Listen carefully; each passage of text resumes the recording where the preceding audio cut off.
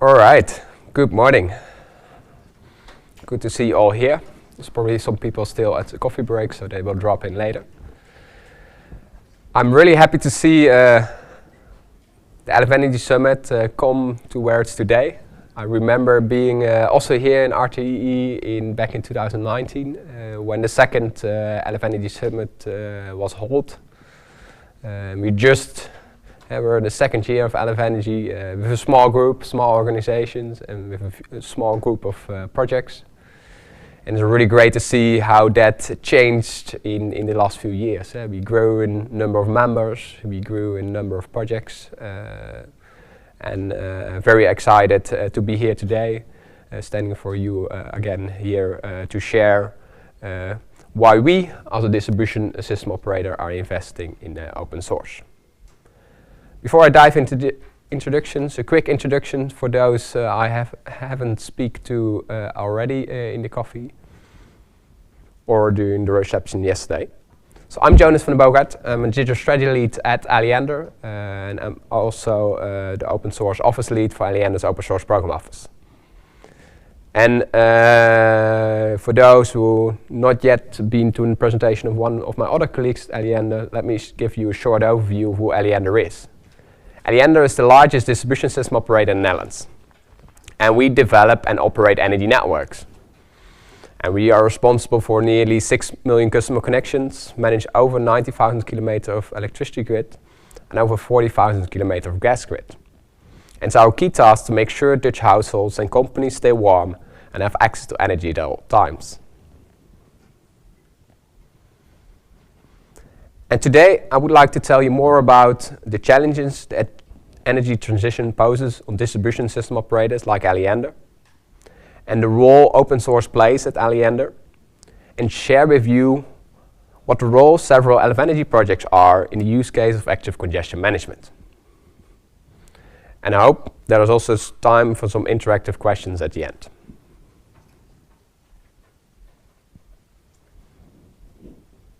So as already was mentioned in the keynotes this morning, there's a lot going to be changed in the next few years.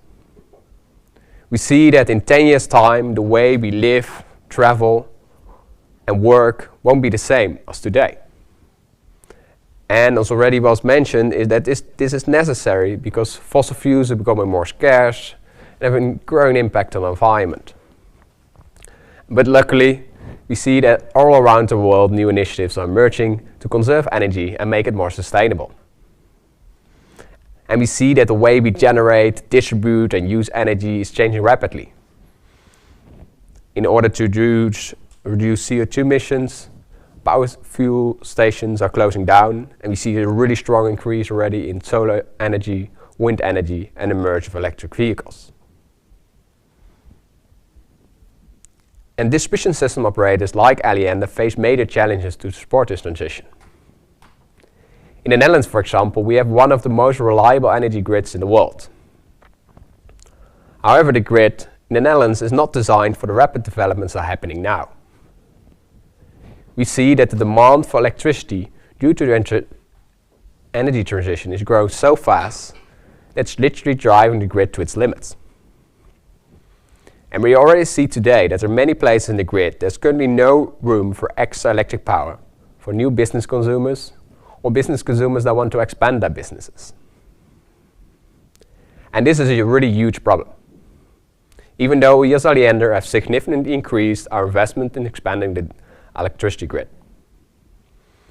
But we need to do more. And we need to invest also in digitalization. We require new smart solutions to better use the capacity that's currently available in our grid. And there are many smart solutions which take a role in this. But let's dive into one of them. And one of those smart solutions is to steer supply and demand in periods when the maximum grid capacity is reached. And this can be due to too much supply. Think of a day in summer when there's blue skies, with lots of solar energy, but also a lot of wind. So there's also a lot of wind energy produced at the same time, which leads to a lot of energy generation. Or think of a winter period when there's a lot of demand for electricity, but maybe you have a day with lots of clouds and nearly no wind. This steering of supply and demand is also often referred to as congestion management. And congestion management can be in different forms. It can be in the form of direct control, such as the curtailment of the excess of renewable energy, or in the form of a market-based mechanism where price signals are used to incentivize grid parties to adjust their supply and demand in particular time periods. And when we actively manage congestion, we will be able to create more room for new business consumers and business consumers that want to expand their business and are in need of extra electric power. And to perform active congestion management, we as Alliander require new digital capabilities and solutions. And here open source plays a vital role. The open source software can no longer be ignored. If you look at the statistics from, for example, Gartner, you see that open source software is used in mission critical environments by more than 95% of the organization worldwide. And I personally still have to find those 5% who don't. And many innovative technologies that are built today are open source software, especially in the cloud native space and in digital application space. And I really believe that digitalization without open source software today is nearly impossible. It's, for example, very hard to imagine a modern IT stack without open source software. Just raise your hands if one of those applications is used at your organization.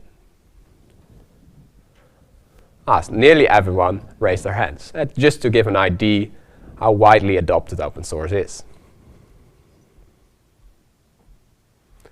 And what makes open source software so attractive for organizations like Alliander? For me personally, there are 3 things that stand out. 1, I believe that open source software tends to lead to more stable software. 2, we see that open source software allows for more incremental innovation with the limited innovation budget you have. And 3, and maybe the most important one, open source software enables the power of the crowd. Innovations tends to come more often from outside your organization than from inside your organization.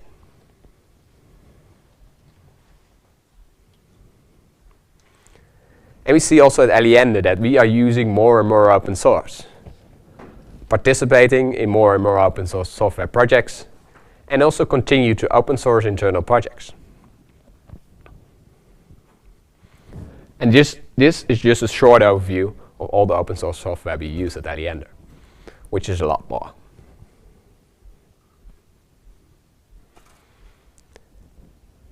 And I took this quote from the Open OSPO Alliance, but it's also true for Alliander.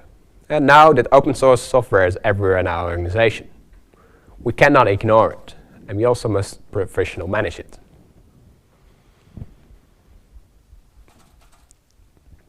And it was one of the reasons why we created OSPO. Although our journey was also a little bit similar than with the journey RT mentions in one of the keynotes is that we joined LF Energy first and then created OSPO. But how is the OSPO helping us as an organization to be able to better use and address the use open source software and take benefit of the potential of open source software, but also address the risk with open source software? And there our open source program office plays a key role. From our open source program office, we help Alliander to consume open source software. And we do this to formulate policies regarding and processes regarding the use of open source software. For example, which open source licenses are approved to be used. We also address risks regarding the use of open source software and how you can mitigate them. And we also make sure that we are compliant with the open source licenses and rules. And of course, we also provide a lot of education and training all around open source software. Secondly, we also stimulate the organization to contribute to open source, because we believe that to make the open source ecosystem sustainable, it's important that we not only use it, but also try give back and see how we can do our contribution upstream in rather than fork the projects. And we do this also to create recognition for those who take the effort to publish their contributions upstream. And partnership, of course, with foundations to do so. And in the third category, we also stimulate the organization to see where we can bring an internal project to the open source space. And of course, we don't do this for every project, but we do that for the projects where we think there's strategic potential to collaborate with others or help others take advantage of what we have created internally. And from the OSPO, we help the organization in that decision process, but also in the process to bring it to open source and manage from there.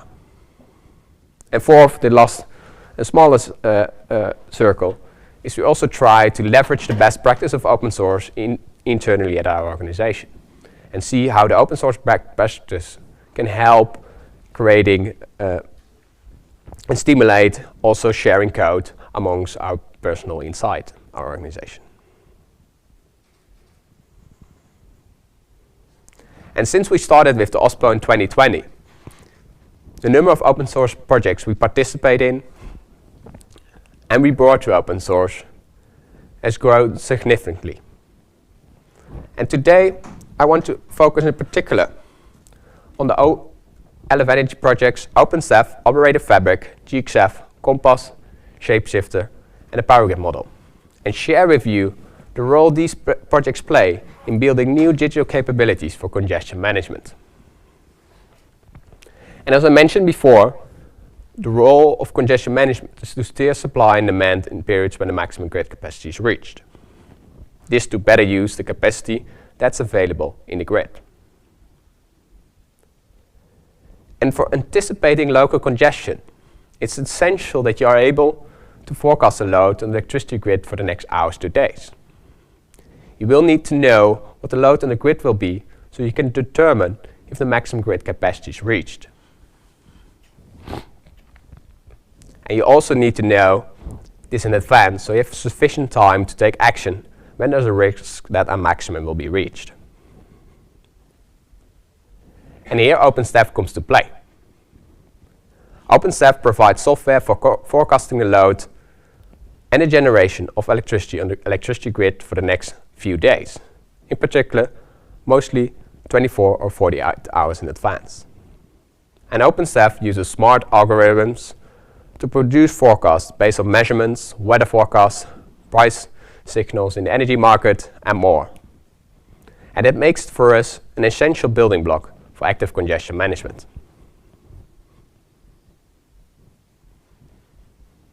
And to make forecasts on the load of the electricity grid for the next hours to days, we also need to know what the load on the grid has been. And here measurements play a key role. And measurements are also used to validate the forecast of OpenStaff. And we see that over the past few years, the number of smart devices in our electricity grid has dramatically increased. And these devices range from household smart meters to sophisticated substation automation systems. And these smart devices can collect, share, and act on data without any human interaction.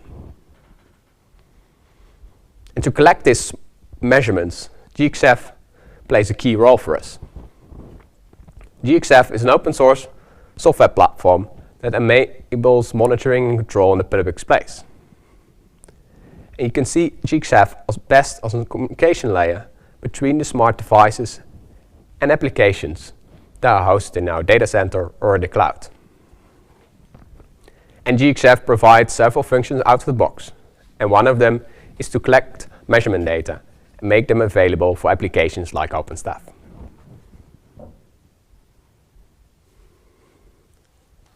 And this can be measurement data from smart meters, but also measurement data from substation automation systems. And speaking about substation automation systems, there's also a need for these substation automation systems to be configured. And in an ideal situation, this is an automatic and engineering process that works well from hardware from multiple vendors and conforms to international standards. However, we see that today that's not the case. And that's why the Compass project is initiated. This is a project that's going to provide common open source software blocks for optimizing the process of configuring our substation automation systems, complies to international standards, and has the ability to integrate with third-party tools from multiple vendors.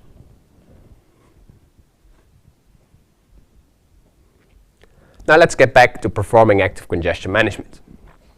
In order to perform active congestion management, you also need to know what the impact of a proposed continuous scenario will be on the load of the grid. Continuous scenario can also be seen as a what-if scenario. An example of a what-if scenario is, for example, the curtailment of renewable energy from a specific wind farm, when there's too much generation in that area.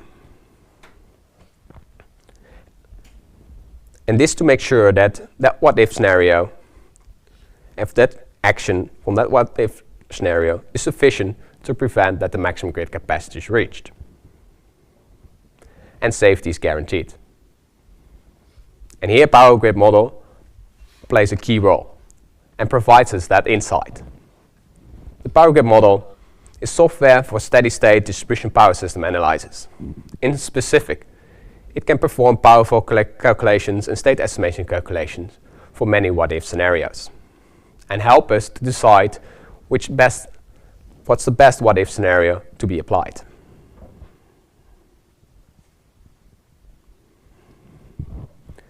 And after the desired continuous scenario is chosen, we also need to execute that desired continuous scenario.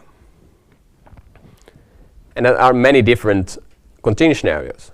But in case the desired continuous scenario includes making use of flexible power from the market, we need a coordination mechanism to interact with that market.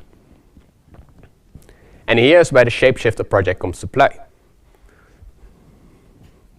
Shapeshifter implements a market-based coordination mechanism. And specifically, it describes the corresponding market interactions between aggregators and system operators, both on the TSO and DSO level. And it also provides you the software to use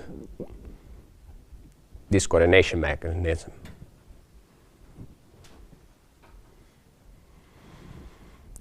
And in the end, the goal is to automate the process of active congestion management process as much as possible. However, we see there will be still a need for the role of the system operator. For example, to handle exceptions or alerts, or following what's going on. And this is where the Operator Fabric Energy project comes to play.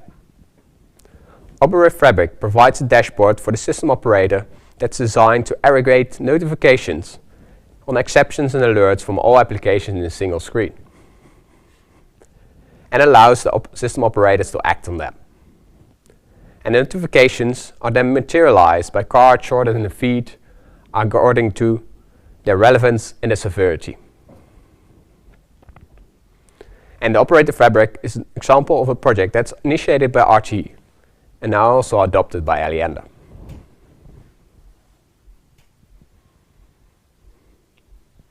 And this was a short overview of the role the LF Energy projects OpenStaff, Operator Fabric, GXF, Compass, Shapeshifter, and the Power Grid model plays in the use case of active congestion management. And to show you the vital role open source software plays in building new digital capabilities for active congestion management. And of course, this overview is not complete. To perform active congestion management, you need more software and systems, which I didn't mention today. And this includes, for example, our SCADA software or our Geo software, or a telemetry registry, or asset management software, and more, which also play today and tomorrow a key role. However, I do hope to show you that also the LF Energy projects are gaining traction in this use case as well.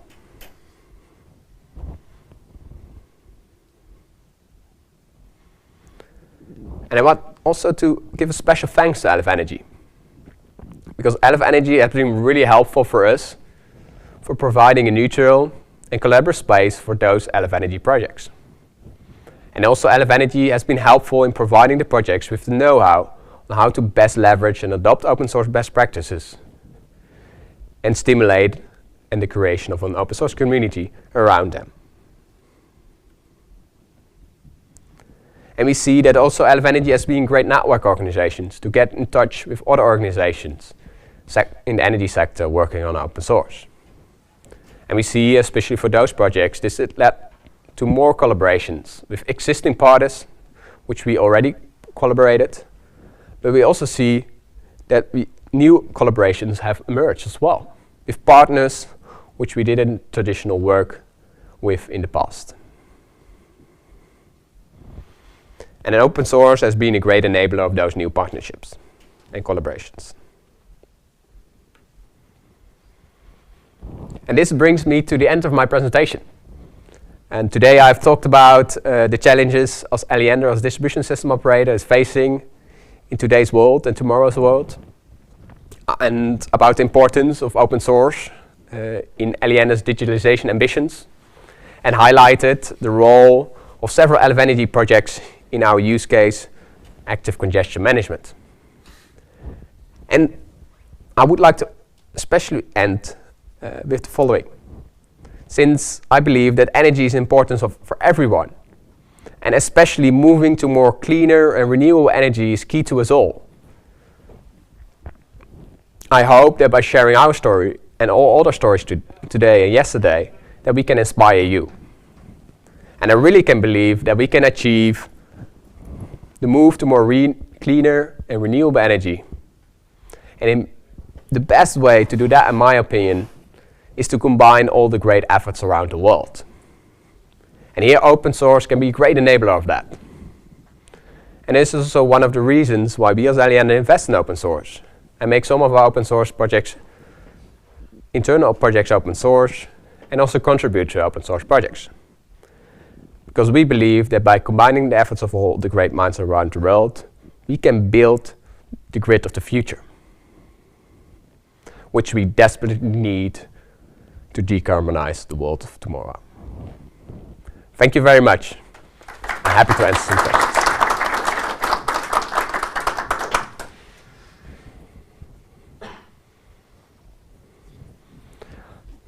I think we do have some time for questions. Oh, perfect. Yes?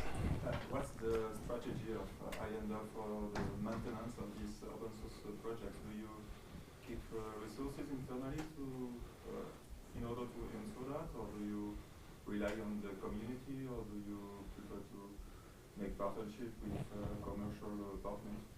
It depends on the type of open source project. So, in particular, if we look at the LF Energy projects, in some cases we are the maintainers ourselves, and that's most of the time the cases for the projects which has been developed internally and brought to open source. So we are one of the key maintainers. We hope that and we already see that happening, that more and more organizations are contributing to those projects. And we hope, and we already see that happening, that the maintainership is going to diversify in the future. We also see projects like Operate Fabric, which is initiated by RTE, that most of the maintainership lies at RTE. We also see there that we are now being one core contributor to that project as well, and may move to maintainership in the future there as well. If you look more to the open source software in other domains, like the cloud native domains, this differs of course. There we often are using the software or procure the software via vendor, which provides the maintainerships as well. So it depends on the project which role we take in that. Yeah. More questions? All right, and I would like to thank you very much, and then you do have some time to decide on which talk you want to go next.